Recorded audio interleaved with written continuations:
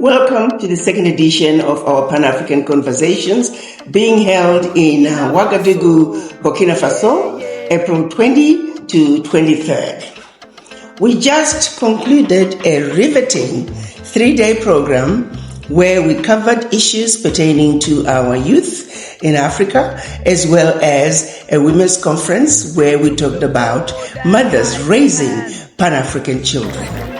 Africa is at a crossroads. We're going through a period where our children are being used as instruments of their own self-destruction. The conversations covered our history, why it is important for us as Africans to teach our children our history. We had speakers from Burkina Faso, speakers from outside Burkina Faso. We had youth from Burkina Faso who shared with us how they have managed to create a unity that has led them to participate in Feso Meibo. Feso Meibo is a program where the children of Burkina Faso, the citizens of Burkina Faso, are coming together and saying, the building of Burkina Faso is our responsibility and ours alone.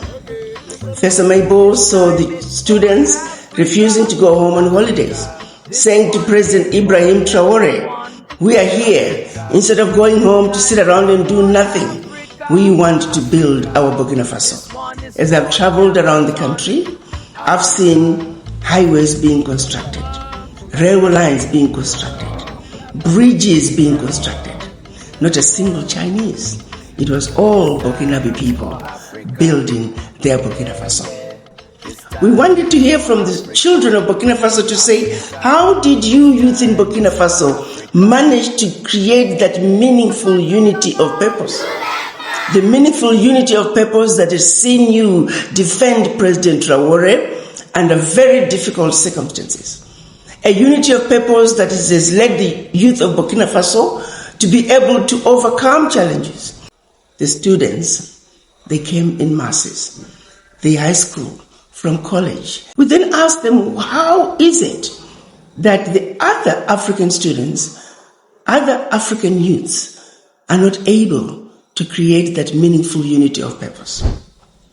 We looked and discussed the situation in Tanzania, the situation that took place on October 29, 2025 during the elections, how the students, the youth came together, organized to destroy a country. We understand, African youth, you have grievances. You have every reason to be upset with us, your elders. We have not been good custodians of your Africa. We have not been good custodians of your natural resources. And yes, I'll be the first one to apologize.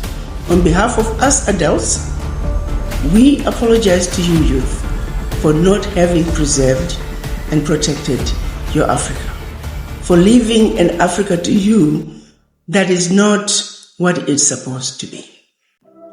So on that note, we want you children to understand that we are sorry, but we are willing to do better as adults through your energy and your intelligence, and hopefully if you allow us to infuse a little bit of wisdom, together we can build not only the Africa we want, but the black world that we want. We also touched on the situation in Kenya. We analyzed it. In Kenya, the students had a valid reason to come to the streets. They disagreed with the bill that was coming out of parliament.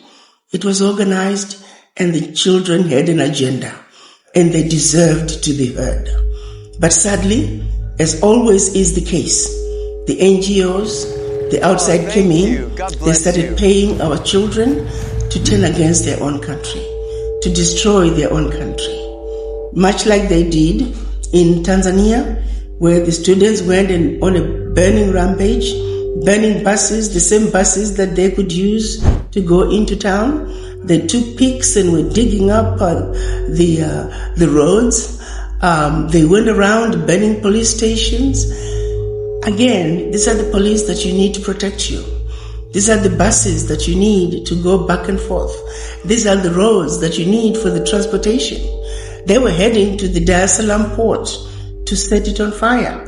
The port that is responsible for the economic development of 9 East African countries. Burning that port would have paralyzed 9 countries in East Africa. They wanted to disrupt the railway line that's being built to connect the 9 East African countries. The question is, did the children stop to think about what they were doing? I know the original students who were protesting, they had good intentions, but as usual, we get some that I'm calling hooligans that are being paid and willing to destroy any development that may have taken in their country. Understand that it's about building and not destroying. We want to hear from you as elders. We want to hear your grievances, and you must hold us accountable. But we concluded that maybe civic education is what is lacking. That our children need to understand their responsibility as citizens. That you must continue to protest, but protest peacefully. Don't destroy any developments that have been done. That is your country. That is your responsibility. That is your inheritance. So when you keep destroying our Africa, how then do we move forward? And we are hoping that we have a follow-up conversation where the students from Burkina Faso can go and meet with the students from Tanzania and Kenya. So as youth speaking to each other. So I'm hoping that this event, this youth conference, can take place in Tanzania. I've met with the Minister of Youth here in Burkina Faso. She's agreeable to participating in this conference. It is something that must happen. We can no longer continue to look at isolated situations and deal with them country by country. This is an African problem. Our children are being used as instruments of our own self-destruction. The outsiders are taking advantage of the economic circumstances, the unemployment rates, and using that to give our children peanuts so they can self-destruct. That's not to say the leaders should not be held accountable. By all means, we must hold those leaders up accountable. And you all know corruption is rampant in Africa. You all know the leaders have misappropriated funds. That has got to stop. So we feel very strongly that a civic education program we can take around Africa and making sure that the students, the youth, they understand their responsibility. That they must hold their members of parliament accountable. They must demand monthly meetings from their members of parliament to update them on the developments that have taken place in their region during that 1 month. And if those ministers or members of parliament do not show up for that monthly meeting, you know where they live. Just go visit them at their home. Sit until they show up. Because they owe it to you to let you know that the electricity, while it may be 50, 100, 500 kilometers away from your village, they must give you a program to say, how long is it going to take for electricity to reach your village? And if they tell you 5 years, 10 years, whatever time period they give you, they must give you a report to say the electricity is now 400 kilometers. The electricity is now 350 kilometers. You must hold them to their word. But the question is, as youth, are you understanding those basics? Are you asking your MP, how far is the electricity from my village?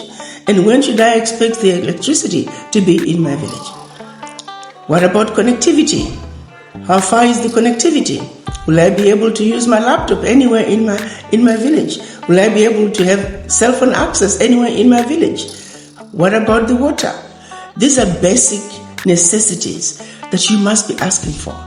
How many kilometers of tarred road do we need? How far is the last tarred road from my village? And how long will it take to get the tarred road to my village? Basics. And I do know that if you children could have those basics, you will be able to pick it up from there and run with the development of your country. Do young people understand that? That you have a responsibility, a civic responsibility, to hold your member of parliament accountable. And if they don't deliver, as they promised they would, replace them. So they will know before the next elections that they're done because you will be measuring them with genuine, measurable deliverables. Did you deliver? Yes or no? You didn't deliver, you're out. It is just that simple. So we're hoping to take these continued conversations focusing on civil education for our youth. So when they protest, they are organized and they're looking at Africa from inside and not allowing themselves to be used as instruments of their own destruction. The mothers also spoke very sincerely. They spoke about the challenges of raising a boy child, particularly in the middle of cultures that delineate the responsibilities of a boy and the responsibilities of a girl. The responsibilities are usually what defines us. And quite often, you have young men who are raised in a home where they're not expected to be in the kitchen, where they're not expected to do certain duties. But in this modern world, where young couples need both incomes, and that both mother and father have got to go to work, it is simply not fair that the other one should come home and continue to work and cook and clean and take care of the children while daddy is sitting in front of the television with the remote control. We talked about culture. Mothers committed to changing some of the cultural behaviors, changing the manner in which they raise their boy child, that it's okay for the boy child to be in the kitchen. It's okay for the boy child to do dishes. It's okay for the boy child to take care of the children, because that's what this modern society is calling for. We will continue to bring our children together. They can learn from each other. Those who are doing well, how are you managing? When it's all said and done, it's about building our nations. It's about building our continent. It's not about destroying it. But above all, let's hold our leaders accountable.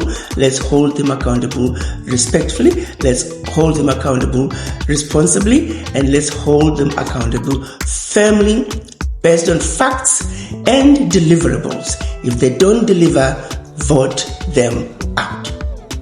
See you during our third Pan-African conversations, which I hope will be held in Tanzania, where really Tanzania, we should look at it as a turning point, because what happened in Tanzania must not be allowed to happen again.